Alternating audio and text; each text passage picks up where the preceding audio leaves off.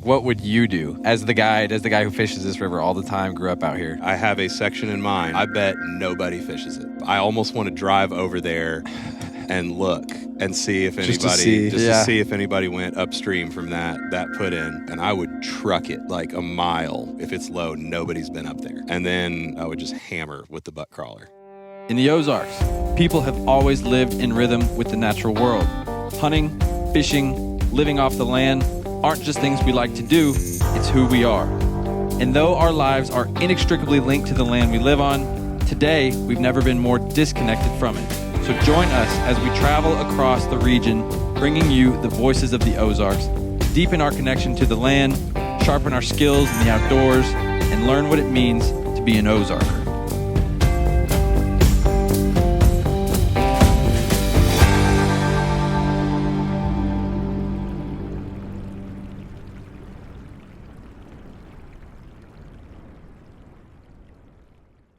Welcome back to the Ozark Podcast. I'm your host, Kyle Veet, joined as always by co-host of the show and my good buddy, dear friend, Kyle Plunkett. Yes, sir. How's it going, brother? Going good. I mean, any day you wake up early and go catch some big smallmouth is a good day. It's always a good day. You can't beat it.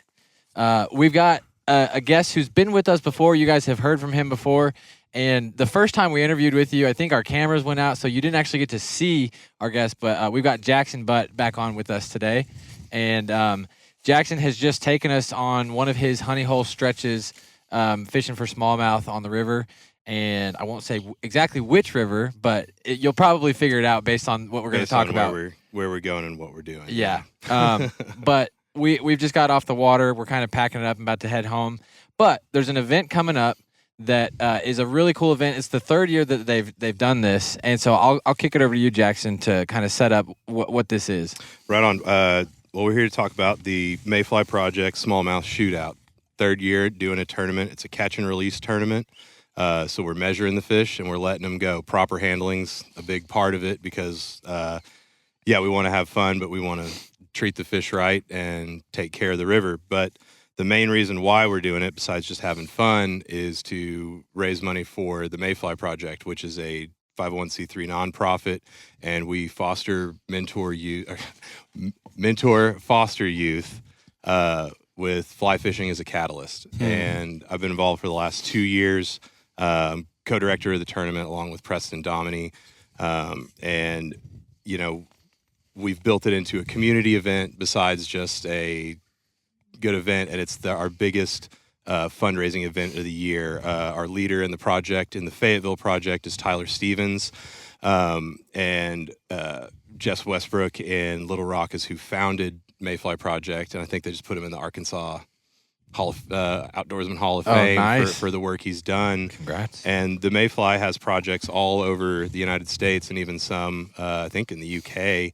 But it started in Arkansas? It started in Arkansas. Oh, cool. With Jess. Yeah. And I couldn't believe, I was like, well, why is everything going to Little Rock? Like, isn't there some, and it's like, no, it's a homegrown thing. And we are grassroots. We don't have any big money support. We have to go out and get it ourselves. And, outfitting a dozen or more kids to go out and fly fish and getting them food and squaring away rides and chaperones. If you've ever taken somebody fishing, or you've gone fishing yourself, it takes a lot of time and money.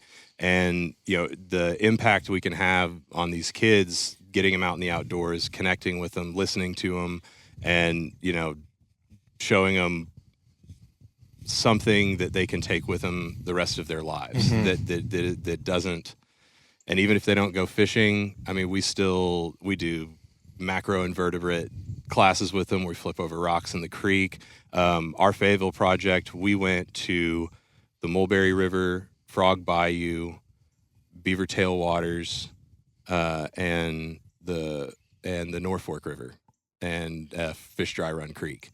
So, I mean, the outings, and we cook them good food. Bunny comes along. Bunny's my German Shepherd down here. Bunny. Everyone loves Bunny. Bunny the river dog. She joined us on the whole trip. I was impressed. She stuck with us and stayed behind the boat, didn't get up into our fishing area.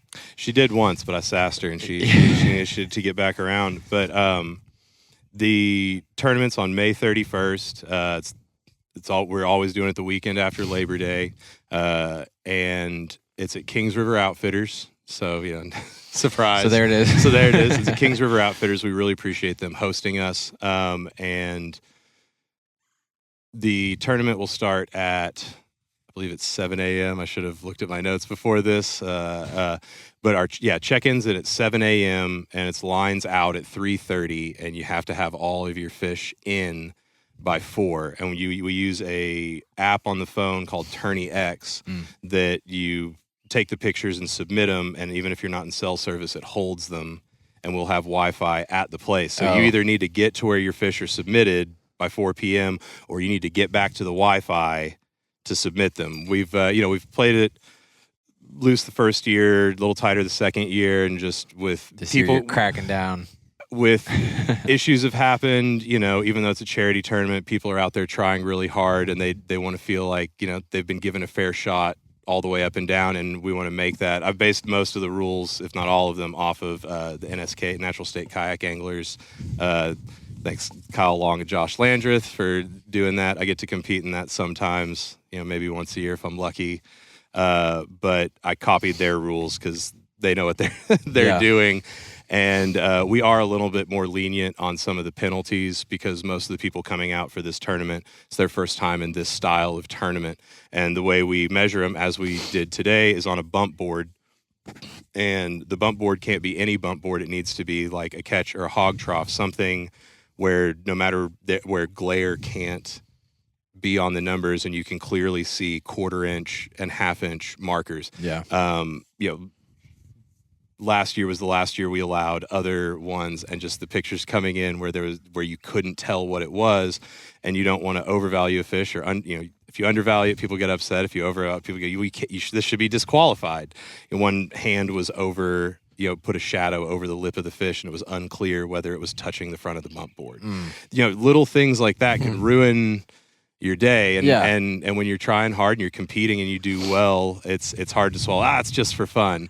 So as we saw today with the first good fish that we got, getting a 15.5 inch smallmouth on a bump board and getting its mouth closed against the front, and getting it back in the river safely is a process. And having your team aid in that, somebody's handling the fish, somebody's taking the picture, like making sure it's all like ready to go, keeping the fish in the net while we're preparing this, making sure it's got stuff to breathe. Right. One of the rules is you have to use bare, wet hands, to handle the fish, because any type of cloth, even if it's wet, can strip them. And as the water temperature rises out here, it's harder for them to recover from things like that. So keeping them wet, getting them on the bump board, using wet hands, being prepared and being ready to do it, and not doing it. As we did it today, we never did it over dry ground.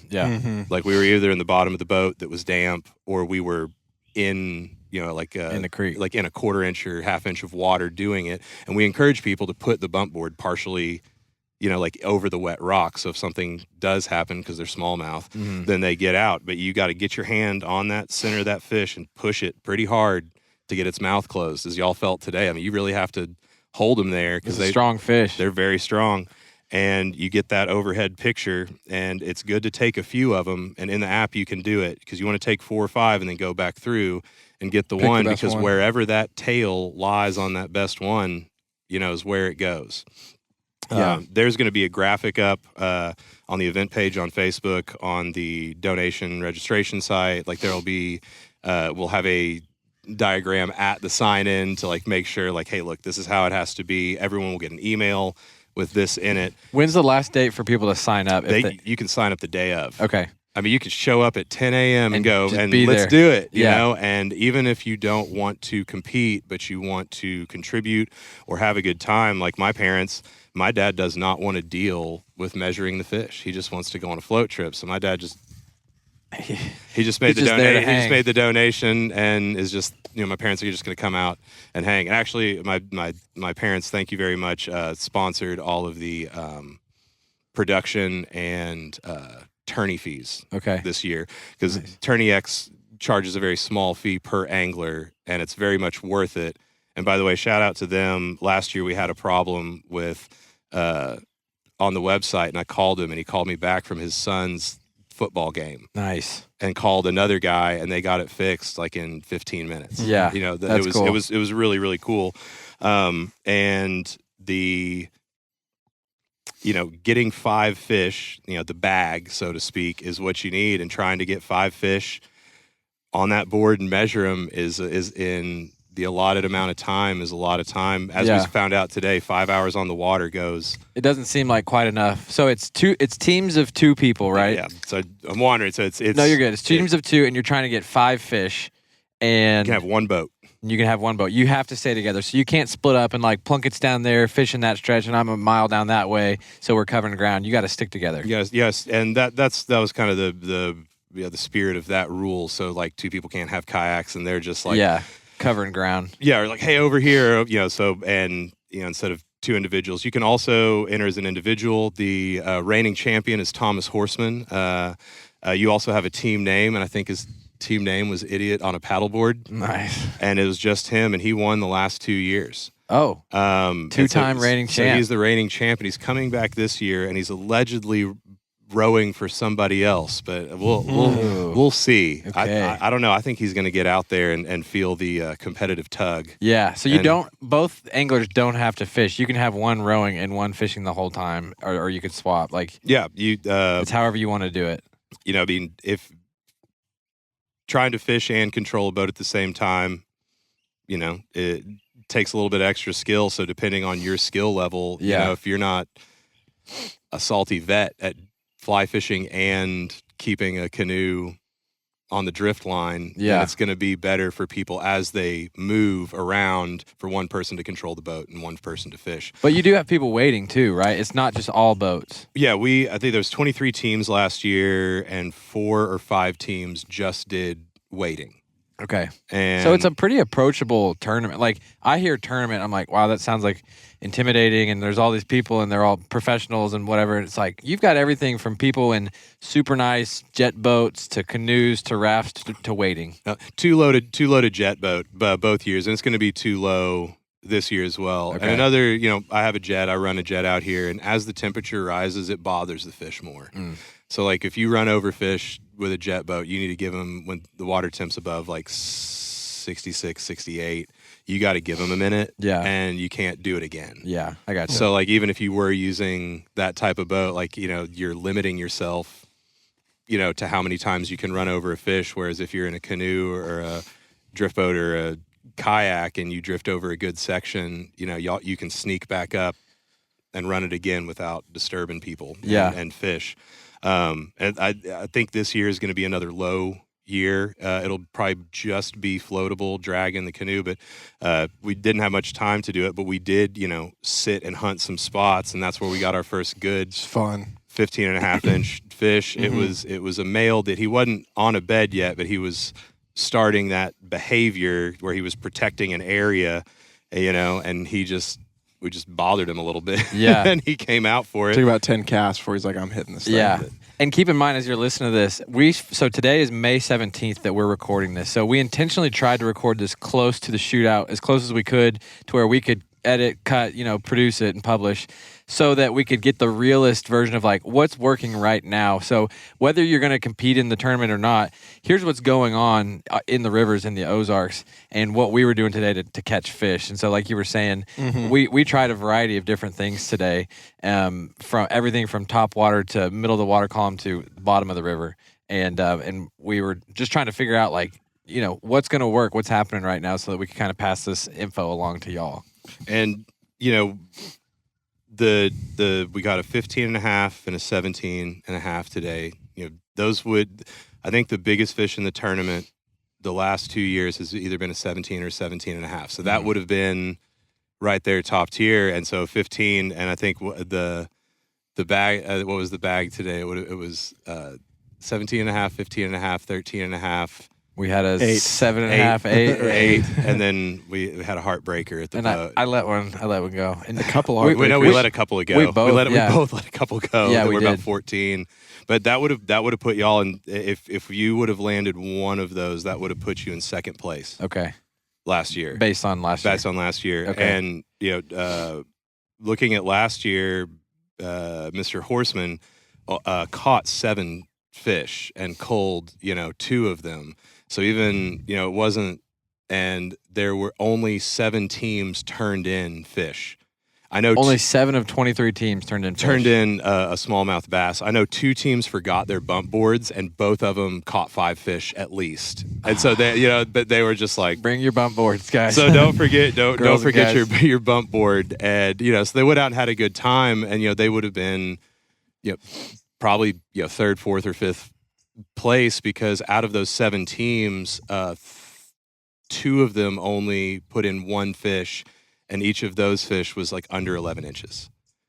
And so the tournament the last 2 years has been like a real reckoning of like, hey, this can be really, really hard. And if you aren't presenting it right consistently over hours, like you won't even catch 1 fish, much less 5. And if you're messing with a boat that's too big or trying to go on a float, the last mile of our float, we just had to paddle because we ran out of time. Yeah. And so you're out there, you're fishing. If you're on a 6-7 mile float and you get halfway through and you're like, we've got an hour and a half before line's out. So time management, when the river isn't up and flowing at 2.5-3 miles an hour is pretty important as well, trying to keep, recognizing every one of I think every one of the fish that we caught today was a pretty different situation. Yeah, it really was. And so we had to try, we had 6 fly rods, with top water, mid column, and bottom. Which seems to me like so much. Like taking 2 guys fishing 6 rods, I'm like, that's a lot of gear to take. But we used all of them. A lot. And you could do it with 1 or 2 rods. But it is a 1 fly tournament. And you're just switching up. Okay. Oh, we didn't say that. So there's 2 brackets. There's a 1 fly bracket, that's the main event. That's the bragging rights. You get the nicer rods. There's 2 Scott rods have been donated by McClellan's Fly Shop. That's a big prize out there. And those are like $1,000 rods, $800 rods. Yeah. Okay. And then the second bracket is also rods, but they cost half as much. So the second bracket is, if you lose a fly, each member of the team uses the same size, same color, same pattern fly. And if you lose one, you can keep fishing that one. But there was one team last year, they're probably going to be mad that I say this, but they never intended to fish the 1 fly. They wanted to win the secondary bracket, and they just went out there prepared with like 5 rods, and fished everything until they found what worked. And they caught, their fish came on different flies, and with us, we caught our fish on 3 different flies, on 3 different types of line. Yeah, we did. And so this is a 1 fly tournament, so we tried really hard, multiple rigs, changing flies, and we got 4 that would have. That we could have turned in. Yeah. But we would have had to been like, hey, we just got to pick one of those to win. That's tough. I'm trying to think what I would pick. I think if I could go back and pick one, it would be the wiggle minnow. The wiggle minnow? I think that's with the wiggle minnow? Yeah. I mean, I don't know. It just seemed like that was the more consistent because we started with it and then we ended with it and we had hits on it. I don't know. There's a lot of time there in the middle where it was doing nothing. Yeah, that's true. Like absolutely nothing. But that's the game you play is like you have to pick one. You say 1 fly, like if you lose it, like if you lose that, single fly, you can either fish the other teammate's fly and the other person doesn't fish at all. or you're done, or you need, but you jump to the other bracket. Yeah, and the fish that you caught with the 1 fly transfer to the other bracket. Okay. You don't lose that fish, but you move it down. And when you're doing the fish on the day of, you'll have to have the fly in the picture, and there'll be a marker on your hand that's a code to make sure you didn't catch it last week. Yeah. So that's what's good about Tourney X and the NSKA rules. Like they've been through this and seen it happen. But today. I mean, it's my namesake, so it's like I would have gone with the butt crawler. I mean that I would have stuck with that, and I would have. And we both caught, I think, our biggest fish. Yeah, yes. Both of us were the biggest fish was on the butt crawler. The 2 biggest fish were on a butt crawler, and the most. Mm-hmm. Yeah. Yep. That's right. Describe what the butt crawler does for somebody who's just listening. I described it in the winter fishing because it's the finesse game of fly rod fishing. It's how you extend your time in the strike zone. It's a weighted fly, but it has some flotation so that the right about where the hook bend is, it slightly rises.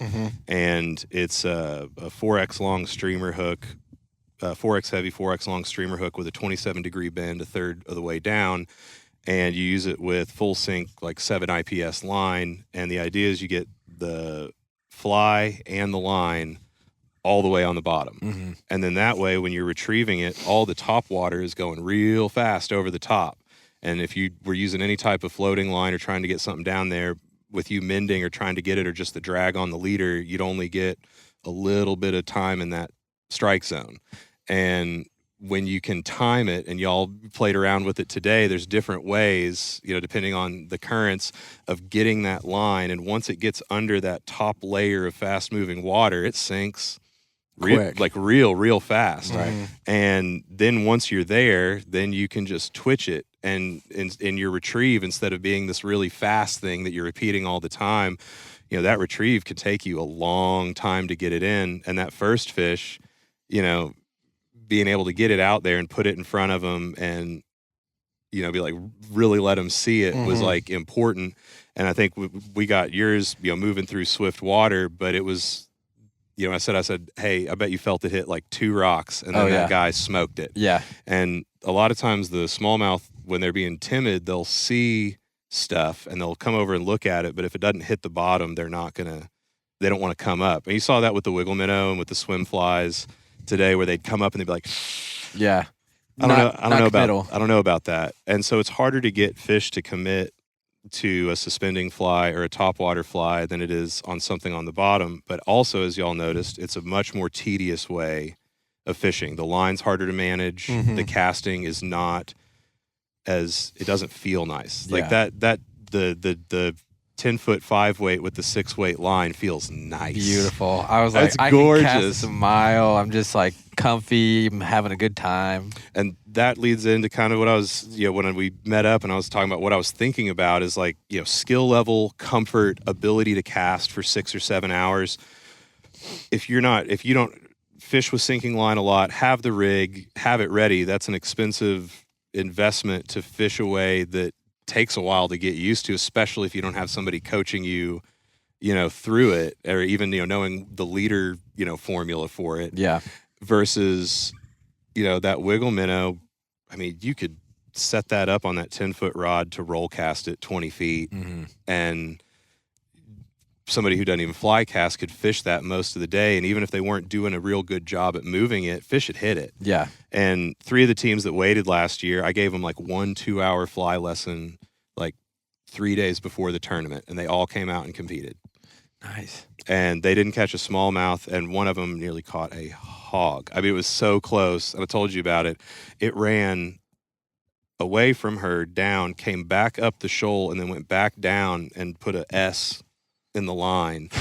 And when it went back down, the fly just stayed. That's a wily old fish. But, somebody who's, lower skill or doesn't have confidence in a really weird presentation pattern is going to have a better time. Even though we caught the 3, they're, the most and the biggest fish on this other thing, you're still like, man, I'd rather use that all day. Yeah, I just really enjoy fishing topwater, having the light set up.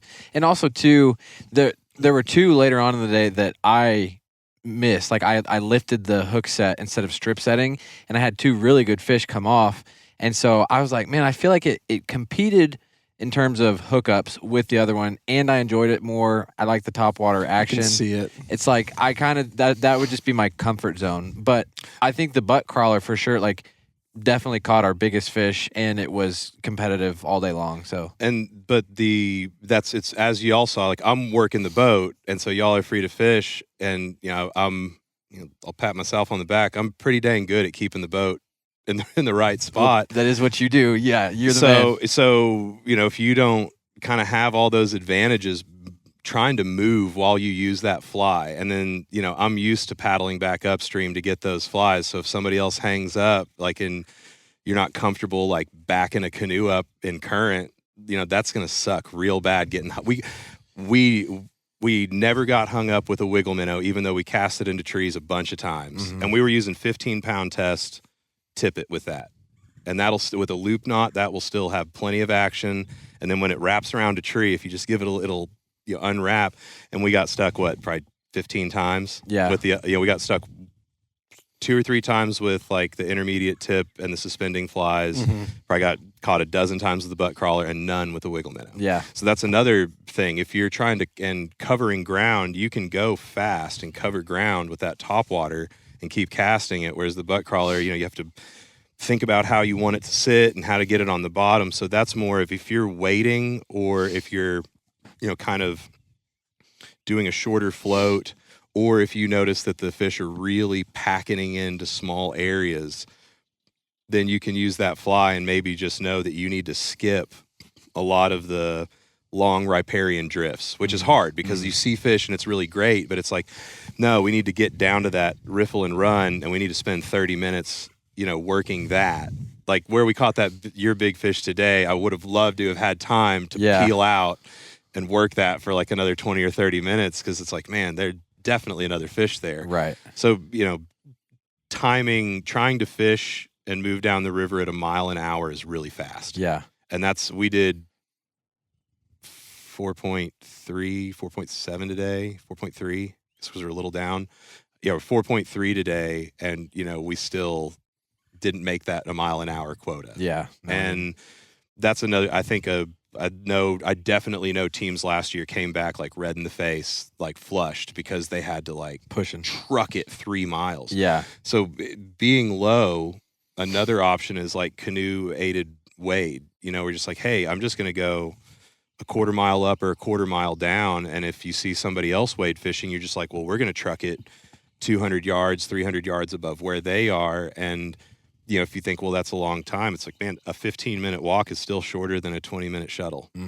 So if you've got the privilege of mobility, maybe hitting a couple of wade spots, or even, doing a wade spot for 3 or 4 hours and packing up and moving to a different spot and, hitting like your best spots, wading and even moving, because you are allowed to.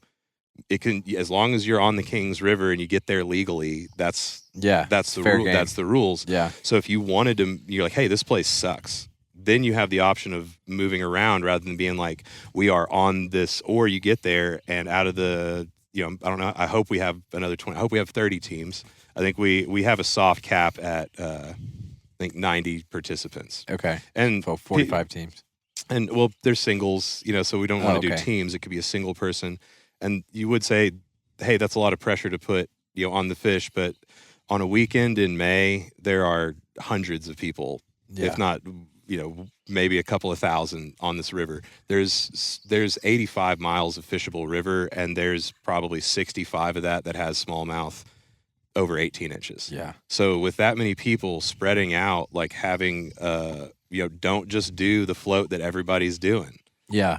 So what have been some of the most successful strategies from the last 2 years that you've seen? Like, if I'm thinking about going to do this, I want to put together a team. What have you seen work? Mr. Horseman won with a double deceiver both years. I can't remember what the color scheme was the first year. It might have been the same both years, but it was basically like a sunfish bluegill color deceiver. And how we were fishing it today, the big hollow fly we used. That's how he was fishing it. So he's, I don't want to put words in his mouth or anything, but when he was talking about it afterwards, fishing the moving water, really getting that fly to suspend and sit over those ambush zones, and being very, very good with your presentation. And in the winter episode, I said with fly fishing, presentation is number 1, color is number 2, and fly choice is a distant third. There were, I think, 4 other teams last year that used double deceivers. None of them, besides Mr. Horseman, put in a fish. Really? And so his presentation is just so much better. And most of the other flies being used are articulated flies that are between 4 and 6 inches long that are suspending, doing mostly the same job as this other thing. He's using a sinking or sink tip line, and he's working these very, very, very specific zones, and he's hitting every single one of them and doing a really great job at it. And he in all that day, so he got 7. Yeah, he culled 2 fish and then had 5 more, and other people doing it didn't even sniff a fish. And you think, oh, those people suck. And no, they don't. Yeah. Like there's people out there that have done this for a while that had a hard luck day, or they hooked up 3 times and it just came off, or right before. And that there was, I think there was 2 fish that were like 14 or 15 inches that like jumped off the board and swam away. Man. So, and you saw how that could have happened today. Oh, yeah. That We almost lost that one. super easy today. The first time I did a kayak tournament in Texas, the first fish that I put down was like, it's like a 19 and a half. Like I was like, oh man, this is going to do really great. I guess in Texas, that's not that great. That's normal. But, I was getting it down, and it just, I put it down and took my hand off, and it just flipped up and over, out of the canoe. And I was just like, all right, well, back to fishing. Yeah. So, taking care and being careful with the fish, is the hard. I mean, the hardest part is getting the fish in the net, and the second hardest part is getting it documented. Correctly, proving that you did it. But so the double deceiver, kind of going back to you were like, I want to use the wiggle minnow, even though you saw this other thing. It's like if you aren't familiar with smallmouth fishing and streamer fishing, and specifically like Ozark Highland streams in the summer, and you don't know where those fish are, and you can't hit 30 of those spots the right way in a 6-hour period, the chances of you catching something on that are very, very, very low. Yeah. And so going with a smaller fly could work, but also a lot of times in high temperature, they don't like a suspending fly, and the only time they want a suspending fly when the water temperature is higher is when you do it perfect 50 times in a day, and you get 5 to 7 fish, and that's evidenced by most of the patterns being larger suspending articulated patterns, mostly in the same color schemes, and people either winning or getting completely skunked. So if you're not confident in presentation with a fly or a rig, then you shouldn't use it. And I think the most effective thing for most people would be using a floating line and a longer leader and a crawdad style thing, but you use a lighter leader and you lose a lot of those. So if you're going to use that, and be sure that you can go swimming and get it. Otherwise, I mean, just a popping bug. Just something that can cast easy, do it all day. And I will say, not with a popping bug or with the wiggle minnow, movement is the key. The little fish like it when it sits. Spotted bass and largemouth, and smallmouth will hit it when it sits too. But there was fish that ran away from it when it hit, but then you'd move it 4 or 5 feet, and they're like, I want this now. That was the thing that today was kind of an unlock for me when you said that was, anytime I fish topwater popping bugs like that, I'm just like, yeah, this is, sunfish and bluegill city all day long. And but you were like, go ahead and move it, and yes, it might spook some of the little fish away, but it's going to bring in the big fish, having that movement right away. And I was like, I didn't hook up as much, but I also wasn't taking a bunch of bluegill and sunfish off my fly when I'm going for smallmouth. And the sunfish that we did catch today were the super colored up males, and they came out and smoked it. They did. They were tropical and they were feisty. And so that's kind of the other fun thing of fishing smaller topwater flies aggressively is like, that's the sunfish you catch. Like you're either catching bass or you're catching like the most beautiful, bigger sized long ear sunfish. Also, I mean, just throwing a hot pink thing that and you see the success with all the little fish coming to it, so it's kind of like, oh, something's coming. Yeah, it keeps you in the game. And so Todd's wiggle minnow is the thing. McClellan's has them down there. If you tie flies, it's just like a piece of foam cylinder glued to a hook, and it's it's basically like a little wake bait, and it kind of looks like a little lazy Ike. It's just, and you just slant the front of the foam cylinder like a little bill, and you put a loop knot on it and cast it. I think our leader setups for those were like, it was 2 feet at 25-pound fluorocarbon, like 10 inches of 20-pound to a swivel, and then like 18 inches of 15-pound. So it's a pretty short. I mean, for floating line, it's a short leader, but as y'all noticed today, man, easy to cast, easy to turn over, easy to get moving. Like, I was fishing. That one was it was a 6-weight No, it was a 5-weight, 10-foot rod with a 6-weight line. Yeah. So it was overweighted overlined. Yeah. So there's a distance, barrier you hit doing that, but like unless you're casting regularly over 70 feet, like that rig goes exactly 75 feet and then it runs out of gas. Yeah. But like out here, I mean, yeah, when are you gonna do that? Yeah. No.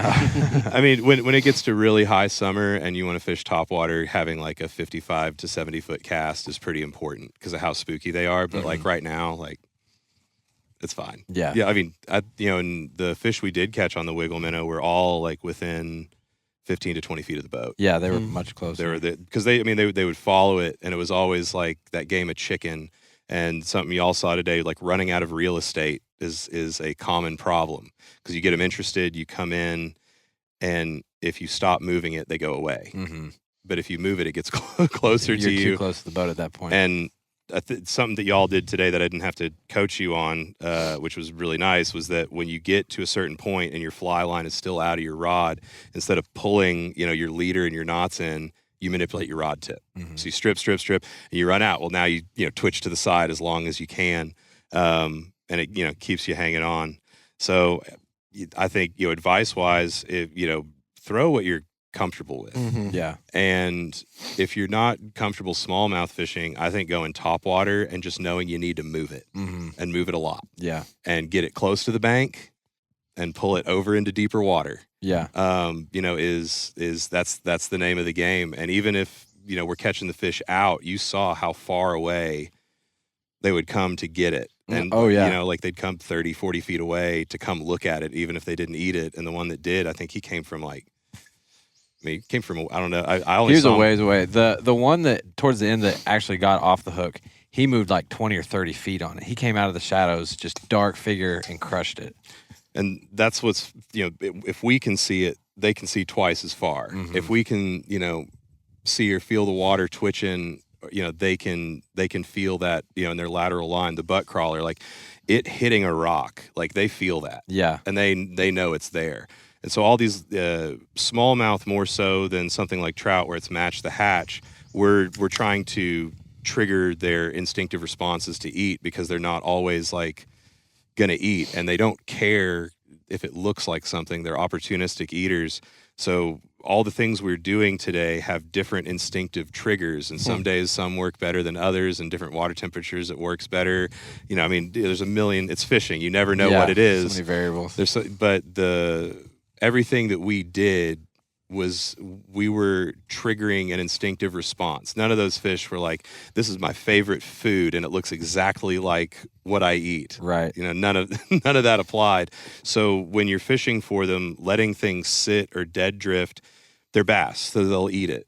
But especially when the water temperature is up, there has to be some type of movement, and it needs to be twitchy and sudden. So things like long, slow strips, or whatever, or steady going is not good. It's better to jerk it 2 or 3 times and then let it sit, and then jerk it again. And the sit is usually what gets them interested, but it's the twitch that makes them react. And when it's colder water temperatures, it's the sit. They like the sit, and they'll hit it on the sit. It's completely different. But as today, every time they ate something moving, it was like follow. Okay, wait, and it was that one last twitch where they're like, all right, I'm gonna make this commitment.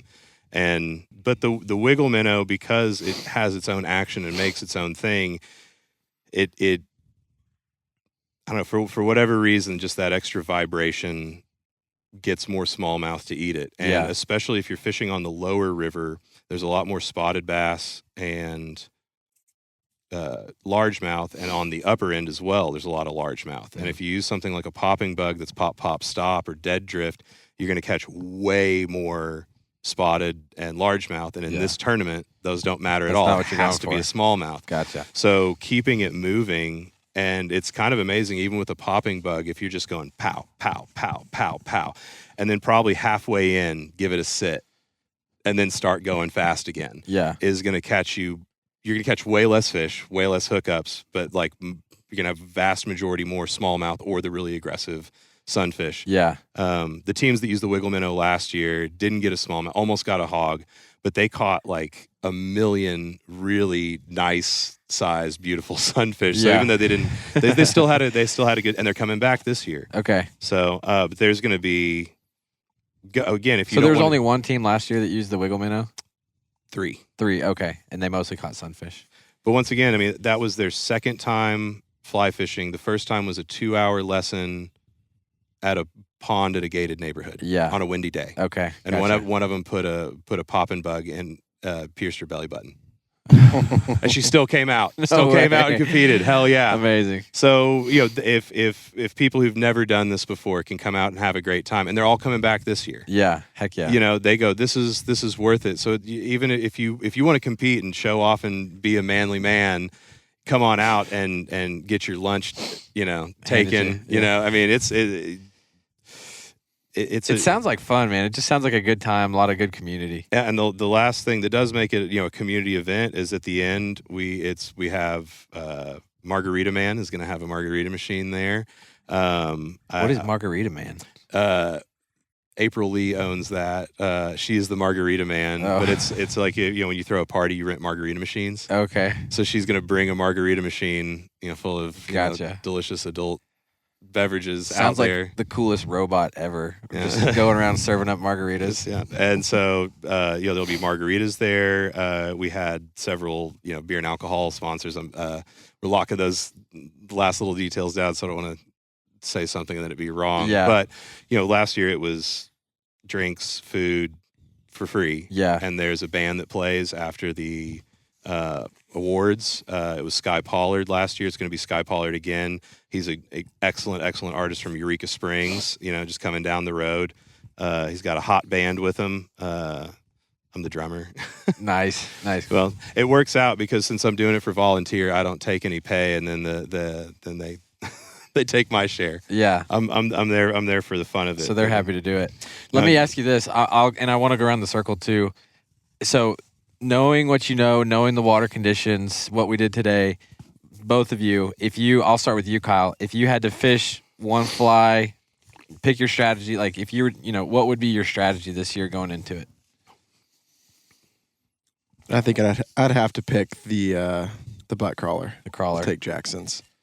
Which do you have like a Sync 7 setup and all that? I do. Yeah. You do? All right. Well then, would you would you wade? Would you be in a boat? I would make you row me. I would be rowing. Or I don't. You said paddleboard. That sounds intriguing. Yeah, but also really complicated. Thomas Horseman. Yeah, he does a paddleboard the last 2 years, and he's who won it. And I think there was one other person that did a paddleboard last year. I'd want to be able to move around. Yeah, I don't like just showing up to a hole and having to stay. Yeah, especially if it doesn't produce. What I do when I wade fish, because I like to bring like too many rods, and I have that big old telephoto lens. I carabiner a canoe that I don't mind dragging over rocks to a webbing belt, and I just walk around it.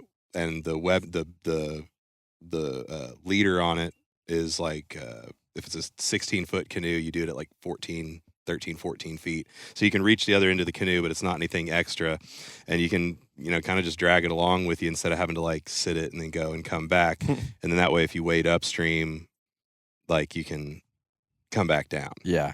Gotcha. You do have the extra load in, load out time, but I feel like it's worth it to have your stuff or be able to approach things that you wouldn't be able to approach due to depth or water rate. Yeah. Mm-hmm. So, Are you fishing in it this year, Jackson? Between setting up the production, checking people in, Preston and I are the judges. Yeah. I have too many things to do. Okay, that's great because you can answer the question. Yeah. Like, what would you do as the guide, as the guy who fishes this river all the time, grew up out here? I won't say what section. Okay. Because I can't do that. But I have a section in mind that is not what I bet nobody fishes it. Okay. I almost want to drive over there and look and see if anybody to see if anybody went upstream from that, that put in. And especially because it's going to be low, and I would truck it like a mile away because I know that section, if I get that far, if it's low, nobody's been up there. Okay. And then there's like 4 spots that in about 3/4 of a mile that I would just hammer with the butt crawler. The butt crawler. I would fish them up, and then I'd fish them down, and I'd fish them back up again, and then I'd hightail it back. Yeah. So Okay. and that's the fishing on the bottom, just like with conventional, a Ned rig is like the best bait out here. You know, somebody who doesn't know, I've had 6-year-old girls sit in the front of that 20-foot canoe and smoke 40 in a day and outcatch, you know, their 18-year-old brother That's amazing. who wants to throw the swim bait. You know, I mean, just they're so effective. And when smallmouth are being real picky, they want it on the bottom. And, you know, that's, if you look at tournament, you know, like pro tournament angling, they're fishing on the bottom when they're being, you know, finicky, and they're using finesse and smaller baits. I think Hudson Landreth and Bob Albrecht were a team last year, and they used a little, you know, creature fly that was on the bottom that Hudson did, and he turned in the most fish. And I don't know the math, but it was like if he would have gotten one more fish that was like 2 inches bigger, like he would have been like, he only needed like 4 or 5 inches to be like number one. Yeah. So like, you know, 2 fish difference, 2 inches the other way. So, you know, and the other team, there was only one other team that fished the bottom, and it was one of the teams that left their bump board, but they caught like a dozen smallmouth. So the 2 teams that caught the most smallmouth were fishing on the bottom. They were, and one team was using sinking line, and Hudson was using floating line, but they both did on the bottom. Those were the teams that caught the most. Yeah. So day to day, that's consistent. But Thomas Horseman won it because using a fly with a profile over 6 inches attracts a certain type of fish. Yeah. And when they hit it, like they hit it hard. But getting up to that 5 fish lit, you know, I mean, it's a lot of work. Yeah. He is a very, very, very good angler. Yeah. You know, I mean, obviously. And so, and he has a ton of confidence, you know, in that time of year, fishing that way, fishing in the Ozarks. So, you know, if you don't have confidence in it, you're not going to catch fish on it. Yeah. Got it. So there you have it. What would you pick? I think I would probably, just based on what we talked about, after today, like the wiggle minnow would be probably my choice, the hot pink wiggle minnow. And I would want to do, like you said, I wouldn't want to just purely wade. I would get a canoe or a kayak to keep with me and kind of tote myself around. But then I would spend most of the time fishing, probably not in the boat, so that maybe like if you and I were doing it, we could both be fishing at the same time and covering some water, but you know, together. I would be fishing mostly out of the boat. Yeah. I'd be spot fishing in spots that I knew were good, and if I saw fish there, I would like leave it alone for 10, 15 minutes and then come back to it. Yeah. Yeah. But I mean, so there it is. No matter what, there's going to be a really fun party with great music afterwards, and we're all going to have a really good time. There's going to be raffles. I mean, there's like the prizes, obviously. We had some custom nets made for us. Oh, that's cool. With the Mayfly, you know, on it. And, you know, once again, you know, online giving is like harder and harder. You know, I mean, it inundates. And so these face-to-face, like grassroots fundraising efforts are, I mean, this is our biggest fundraiser. This is what allows us to take these kids out and have an impact in their lives. Yeah. And we really, really do. We had our outings were supposed to be from like 9 to noon. I mean, it'd be like 3:30. You know, we're having to be like, we need to go eat lunch, and they're like, you know, they're like, you stay over there. I'm fishing. Yeah. I mean, they're at Dry Run Creek. One of the girls caught one on a hopper and saw, you know, and you know, they're so big there. Yeah. And she didn't come to the first outing. And the second outing, she was too shy to talk to anybody.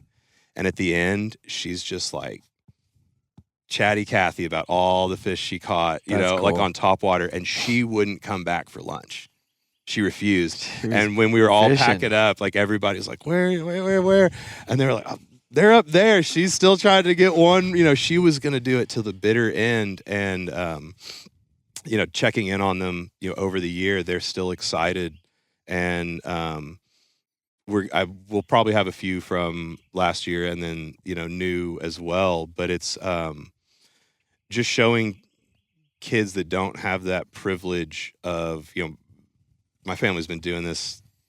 They moved to Carroll County in 1880. This is our culture, and this is what we do. But if you don't have that privilege handed down to you, who's going to show you? I think about all the things my dad showed me, and what that generational knowledge. I mean, that's so stacked up. Like, how do you start at ground zero when you don't have positive, adult role models that can show you that there's a whole world that has nothing to do with social media,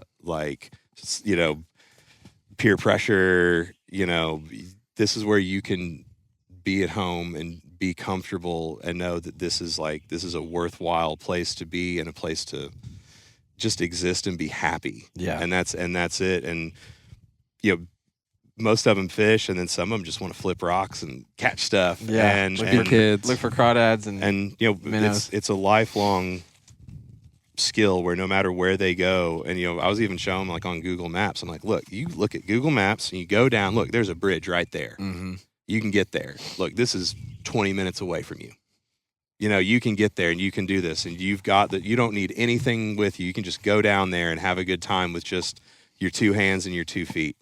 And this is what allows us to do that. And also, I mean, I'm not going to lie, it's a lot of fun. I mean, it's a lot of fun. And as a smallmouth guide and somebody who's been here where I can catch 100 smallmouth in a day, and I can come out here when we get skunked, it's really nice to kind of see the day of reckoning. Everybody talks a big game on smallmouth fly fishing until you show up to the tournament. You see what happens. They see what happens. That's cool, man. All right. There you have it. Some good stuff. That is good. Man, I love what y'all do. Love what Mayfly does. Thanks for taking us fishing. It's a blast. It was awesome, man. Good to Thank see you you again. for supporting us and getting the word out. We really appreciate it. We want to, more people sign up, more awareness, more fun, conservation of the river, support foster youth, support the river. I mean, I've got a million other things to talk about, but we are so out of time. We are. Thank you, Jackson. We appreciate you, man. Awesome, man. Thank y'all for listening. Y'all go catch a smallmouth.